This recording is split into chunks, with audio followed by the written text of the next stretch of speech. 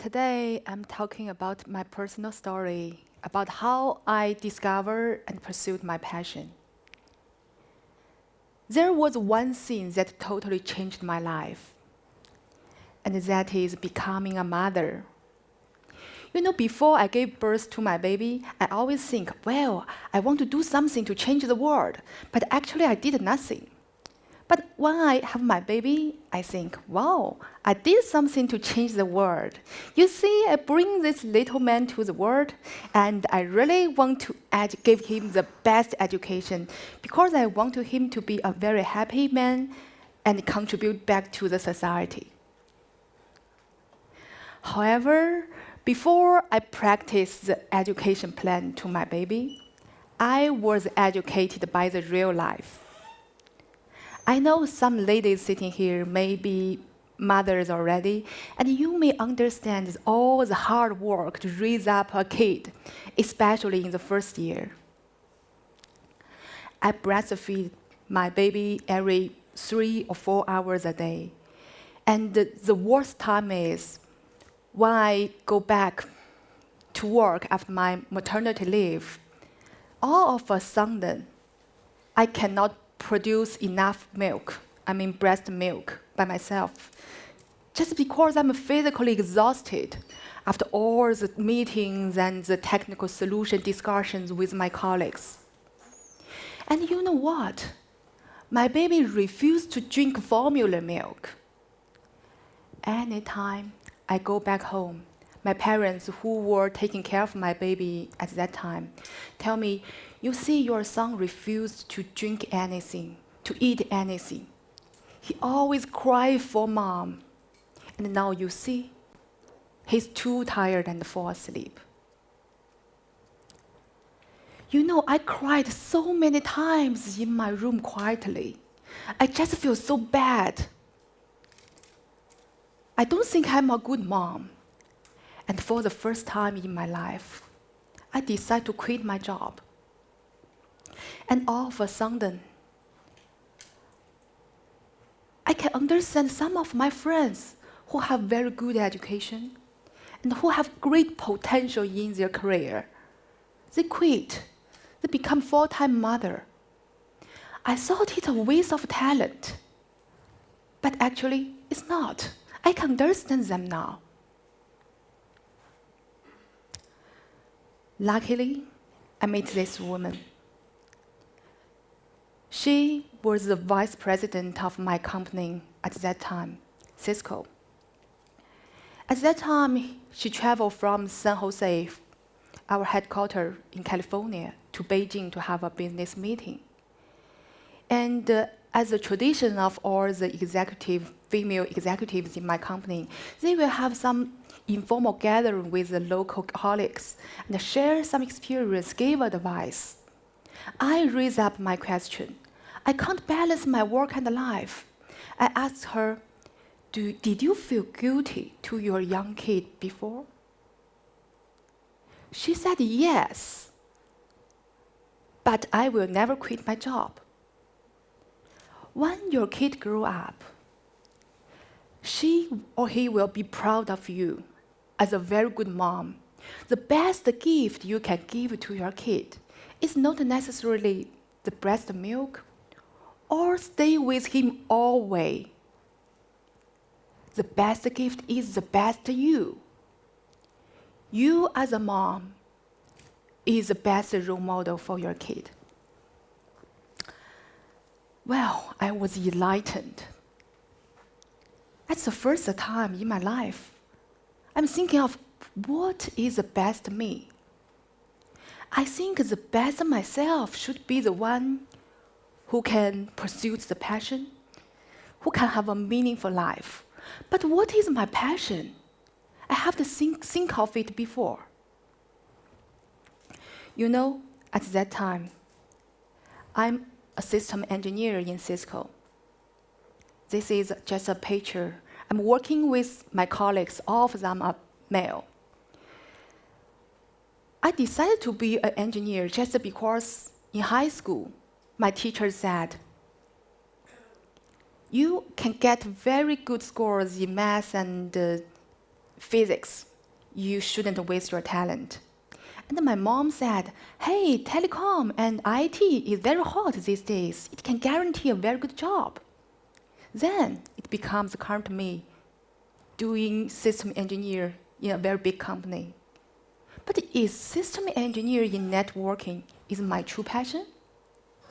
I don't think so. And this is what the education I have got has provided me. It didn't encourage me to think deeply into my heart. Instead, it taught me a lot of knowledge. It prepared me to get high scores in standard examinations. But it missed the most important thing. That is to discover and pursue your true passion.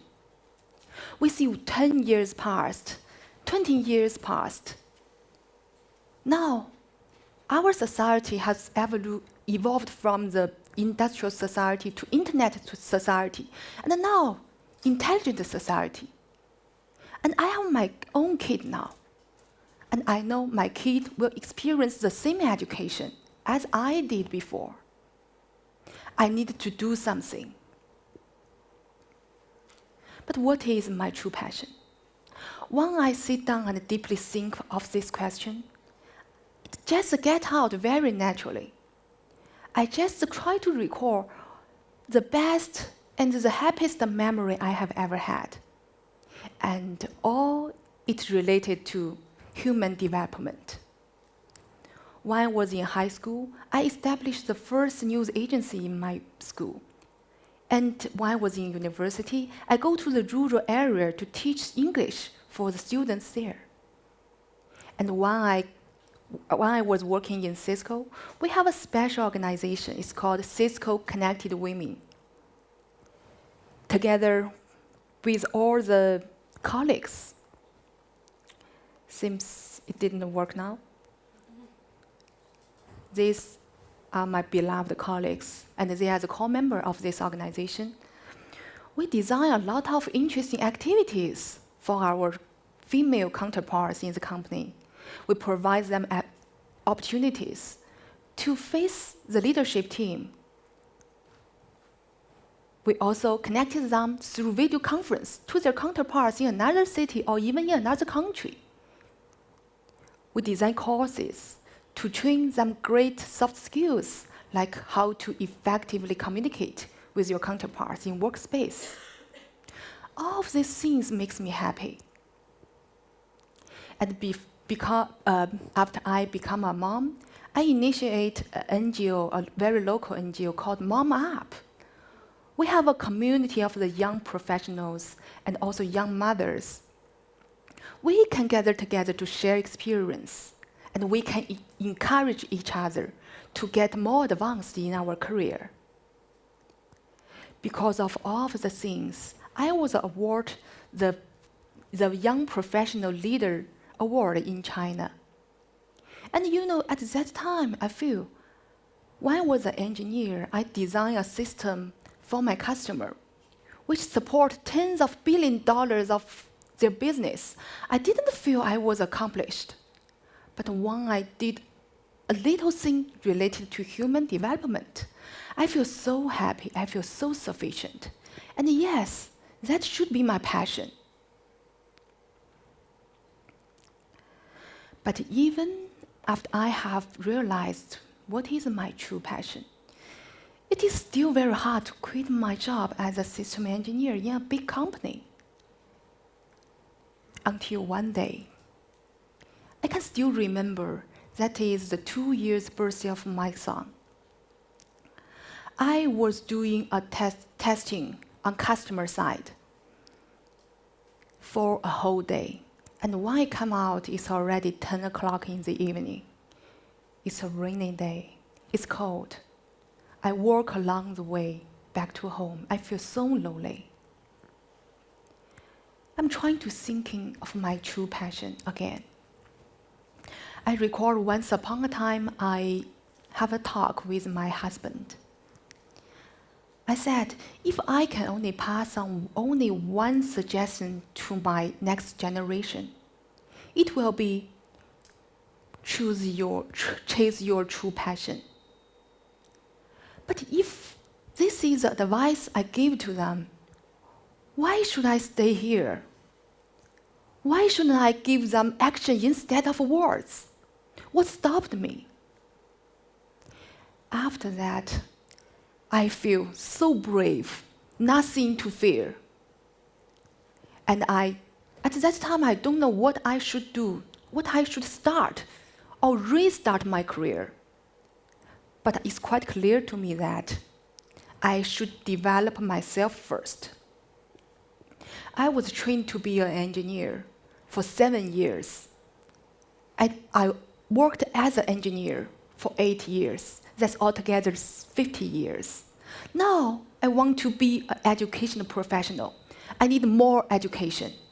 So, I went to Chinese Academy of Science and to pursue my second master's degree on psychological, developmental, and educational science.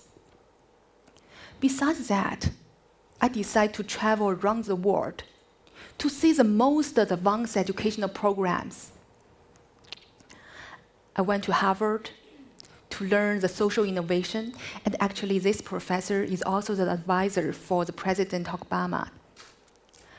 I also went to MIT D Lab. I experienced the makers' education there with the kids there. And I also want to dig out the hidden logic behind MIT's engineering education. You know, there is a magical university in the world. They didn't have the campus and they didn't have the classroom. All their classes are online. And they treat the whole world as their classroom. This is the Minerva University. And I'm so curious about the university that I went to San Francisco to meet the students there. And I was excited to find that they have the curriculum to help people to redesign their thinking habit. This is so cool. And I also went to Draper's University. And this university actually is established by Elon Musk. So I'm really curious about how Elon Musk teaches the entrepreneurs to create the innovative ideas and make them happen to be a very interesting startup companies. I also went to Mexico to mingle with the students there, to learn how they go back to learn the history and their traditional culture. You know, I am a TED fan. I went to San Diego in California to experience the largest TEDx Kids in US, and of course, TED conference. I bring all the things back to China, and I begin to design my own educational programs for the kids and for the young women. So this is an event I designed with the ITU, that is the International Telecom Union. It actually encourages the young ladies to pursue a career in IT industry. So we invite the ladies, actually the high school or college students, all female students, to the IT company. They can have a direct talk with the female colleagues there. And they will have a video conference with their counterparts in another country. Showing here, this is Beijing connected to Taiwan. You know, although it's the same country, but they actually didn't have too much communication before. This is their first time to get to know each other. Well, all of the things happened thanks to my husband. When I have sometimes question myself, he encouraged me, do not set limit on yourself. And you know my little kid, he is 3 years old now. He actually accepts the formula milk later, and now he accepts his new mom, transformed from an engineer to an education professional.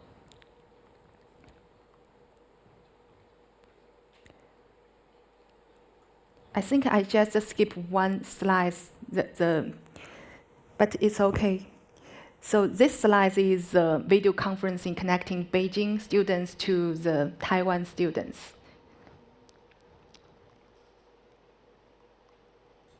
And another interesting thing I did connected to TEDx, that is TEDx Kids at Xueyuanlu. This is the first and currently only TEDx Kids in China. For this, we want the kids in China to hear different voices. We want them to have different experience. We encourage them to speak up their own ideas to the whole world. And the most important thing is, we want their parents to be together with them to discover the truth of the education. And this is one thing we are doing with our partners now. We want to broadcast our TEDx Kids events to some students in the rural area of China. They do not have the opportunity to come to Beijing, but they actually have the opportunity to hear the most great ideas in the world. In the end, I want to share with you a story. This is a beautiful garden in Peking University.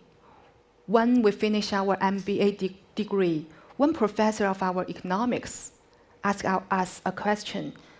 He said, "You invest a lot of money and time in your education to pursue the MBA, and I know many of you will change a job. What job you will change?" So some students said, "I will change to finance, it earns a lot." Some others said, "I will go to the government because it's stable and have very great social status." But my professor said, "You are wrong. You need to choose the job you have true passion, because at the end of the day, you will compete with the people who have true passion on this job, and you will never win." Passion is the best driver for success. And yes, this is what I want to share with you. It's never too late to discover your own passion. Today we are talking about time. Everybody of us are going on a lifetime to discover ourselves. It's never too late. Thank you.